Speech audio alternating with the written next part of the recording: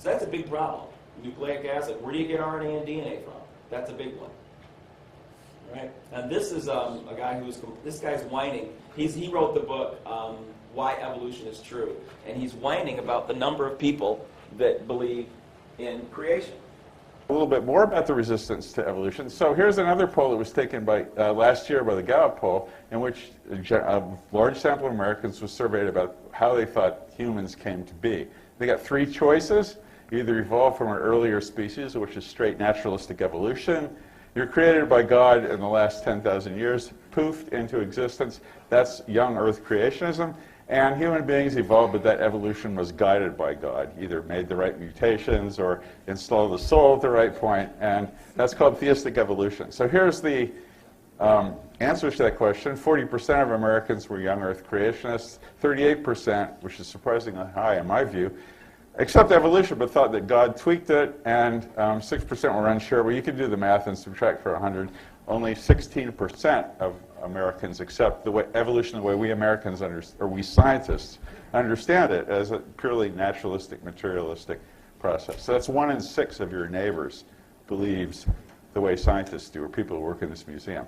And notice first he said, we Americans believe this. Oh, wait, we scientists. Oh, we who work in this museum. Notice how he narrowed it down. Narrow real quick. He expanded it to 20%, 1 in 6. Yeah, right, exactly. So, yeah, and so he's like, this is appalling. This is appalling. You know, it's like this is like not believing in the germ theory. He literally compares it to the germ theory of science, of disease. It says, well, the proof for evolution is just as strong as bacteria causing disease. Are you kidding me? Because what he means by evolution is atheistic evolution. And I'm saying the absolute opposite is true, because he's saying that, you know, that I'm giving him natural selection. I'm not going to argue natural selection. I believe in some natural selection, okay? I don't have a problem with it. What I have a problem with him saying is that there's no design. There's no evidence of a designer. And that's what we're going to talk about next year. He kind of exposed himself in his actual presentation just on the numbers before he even got started. Yeah. So all his other stuff is suspect over that. I know. Now, I mentioned that amino acids are three-dimensional. There's a right-handed version and a left-handed version. They are three-dimensional and asymmetrical. Now, this is going to be kind of hard. If you're hearing this for the first time, this might be a little hard. Okay, so if you don't understand, let me know, because it is for the first time, this can be a little mind-boggling. Imagine this. Let's say you got a friend who's got a big, nasty boil, and they don't want to go to the doctor, and they want you to lance it for them, okay? Well, you want to wash your hands really good, but if you can get your hands on some surgical gloves, that would be good, okay? Because you don't want to contaminate things, right? So you go to Big Lot, right? Because you don't have a lot of money. So you go to Big Lot, and Big Lot has a sale on surgical gloves. But you notice, you say, well, where's the right hand and where's the left hand? And what do they say? You don't have to worry about surgical gloves because one size fits all. They're two-dimensional, okay? You can put your right hand in here, you can put your left hand in here, it doesn't matter. It goes the same way. Okay, it's a surgical glove. It's very thin, and the thumb, it's so stretchy that it won't hinder you. You can do that with surgical gloves because they're kind of just two-dimensional, okay? Everybody follow me so far? So they're ambidextrous, right? Now, this is a leather glove, and you see how it's sewed together here and everything. Say you go to Big Lot this time, and they say, we've got a sale on a pair of gloves. It's 2 left-handed gloves. You want them? Only $1. 50 cents. All right, what's the problem? Huh? Yeah, okay, yeah, that's true, yeah, that's right, yeah. Yeah, so, you know, the thing is that you can't use them. You got one hand that's covered, the other hand you put that in. You ever tried that? Ever tried putting a left-handed glove on a right hand? Okay, it looks goofy. You don't want people to see it because it looks so. You're not very functional. If you don't mind not using your thumb, it's fine. Okay, all right. But that's the problem. That's the problem. The right hand is not superimposed for the left hand. If you lose a left hand, getting a transplant from somebody's right hand doesn't help. Okay, it doesn't help. Okay, you need the correct hand because it's three-dimensional. When you hitchhike, you always go the wrong way. There you go. Yeah. All right. Amino acids have symmetry. Now, like this ball here is like it's too symmetrical, so the left half and the right half are kind of superimposed. But that's not the same with the E over here. Okay. D-alanine and L-alanine are mirror images. You imagine a mirror right here.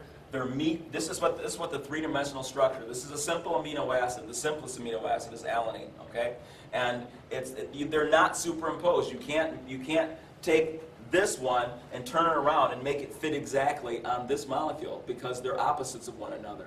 So they act chemically. They are different compounds. You can't use them interchangeably. Does that make sense? So if you're building a special kind of chain, okay, if you mix D and L up, you change the nature of the whole chain. It won't work. Okay? Trying to get the word right, is it called chirality? Correct. Chirality. Yes, chirality. Exactly. They are chiral. That's correct. Okay? Once again, they're mirror plane. The right and left hands are not superimposed because they have three-dimensional character. They are mirror opposites of one another. All amino acids in all proteins in all life are L form. When you create amino acid through the Miller experiment or through any type of non-biosynthetic process or a synthetic process where you're not using an organism, you make a mixture of D and L. So when you use that lightning bolt in a pile of goo, you get a racemic mixture. That means just as much D as L. Okay? There's no way to separate. There's no natural way to just get one type. Yet, all living organisms are only made of the L form. And there's no natural way to separate them. See, that's a problem. So again, they never deal with that problem. Why is it that every single amino acid in your body is L, not D? If we evolved from natural processes, then you think a lightning bolt struck and just happens, just a few 100,000 amino acids just all happen to be L? It's half a lightning bolt. Half a lightning bolt. There you go. Yeah. I do get a question about that. I don't really think about this, but I could see that the body all would have to fit, so that would tend, if it's going to be one side, that would have to be.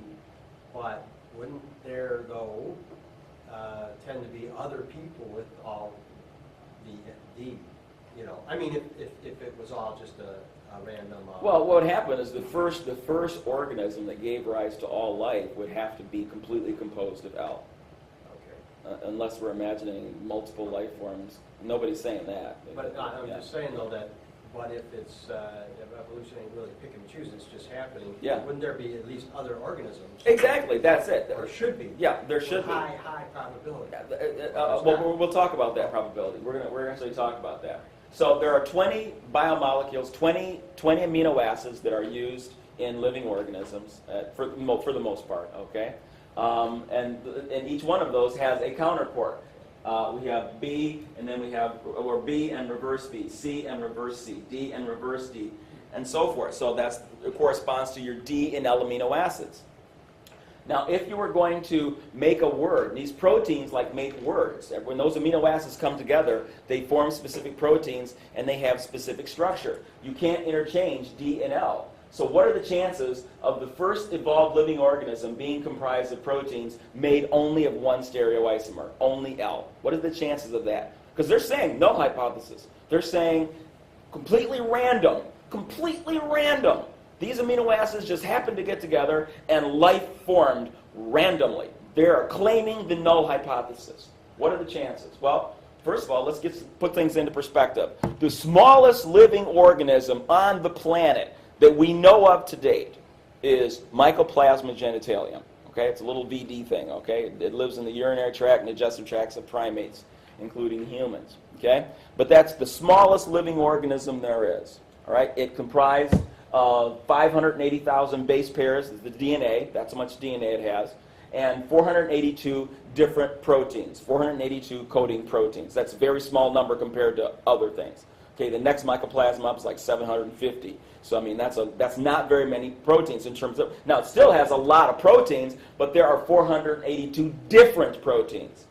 Okay, now these proteins range anywhere from like 50 amino acids to tens of thousands of amino acids. Okay, I mean that's how complicated proteins can get. Now the question is, this is a tiny parasite Okay, now it can't live on its own, by the way. Nobody's saying that this is the first organism because it can't live on its own. It needs a nice, moist genital tract to survive in, or once you take it out there, it'll die on its own because it doesn't know how to make its own food. So it needs a host. So this is a parasitic, it's a parasitic structure because it's, the first living organism would need to be a little more complicated than that to survive in a hostile new world environment with no other life forms. So this is saying, let's say magically that something really small could have existed, a few billion years ago. All right. This is what Mycoplasma genitalium looks like. Kind of looks like a red blood cell with a mouse tail. All right.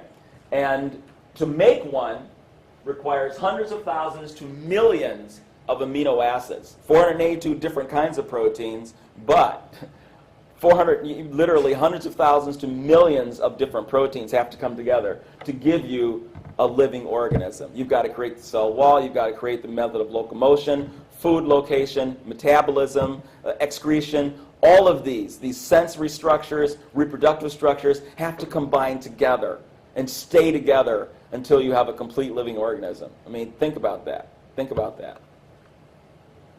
All right, now what are the chances, so instead of dealing with tens of thousands to millions of proteins, let's say, what are the chances of just one stupid, simple protein forming that's all L, of 100 amino acids?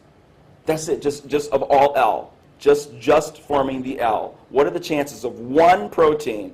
So remember, you got a C of D and L in nature. What are the chances of a single protein of just L forming that's 100 amino acids? Well, very easy to calculate. This is high school math.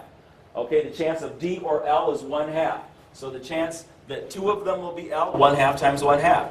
3 of them, 1/2 times 1/2 times 1/2.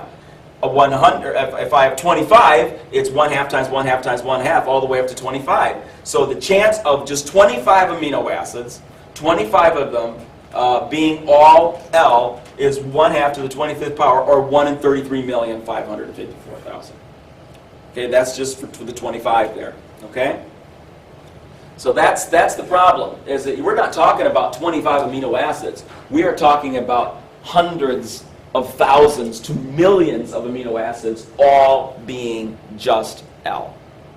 Okay, that number is astronomical. I have to reach into the pot 33 million times before I can come out with 20 that are all 1. So that's the first problem. And when you're talking about a living organism, you're not talking about 20 amino acids. You're talking about 20 million amino acids. Okay? You getting the idea as to how absurd this is? There's never been any solution proposed for how this can happen. Okay? Well, I should say there's been proposed, but nothing serious. Okay? Like, say, for example, the fool's gold idea. There are certain natural formations that prefer one another. There are no natural formations that prefer one version over the other to set things up like this. Okay, simplest known organism, the Mycoplasma genitalium, has a genome of 580,000 base pairs. That refers to nucleotide sequences. Now, that's the other problem. How do you form nucleic acids? Adenine, cytosine, guanine, thymidine, okay, uracil. Where do nucleic acids come from? There is no natural mechanism to produce those at all. And what are nucleic acids used for? Reproduction! The simplest bacteria has DNA or RNA. Okay, viruses have DNA or RNA. If you can't reproduce, what good is let's say you have all these amino acids just happen to swim together and form a living organism. If you can't reproduce, what good is it? Okay? You need a means to reproduce, and there's no mechanism by which you can make nucleic acids.